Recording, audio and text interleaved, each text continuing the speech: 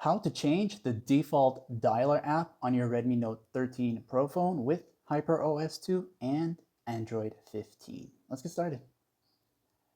To change the default dialer app, use the quick access like this here, and you'll see the settings toggle. So go into this, and once in this section here, you'll now want to go down until you see apps. So go down until you see apps, which is this right here.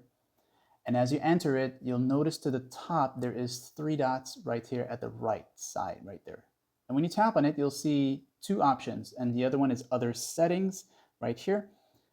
Once here now, you'll see default apps. So as you enter here, you will see different default app settings. One of them would say dial, and this is where you can choose another dialer app. Now for me, you will just see 4 of these here. And if you only see 1 on yours or 2 on yours, that's because you didn't install any yet. So you want to go into the Play Store and install some dialer apps, those free ones, and any of them that you install that are compatible will appear here, such as the Google Dialer one here, that would most likely work.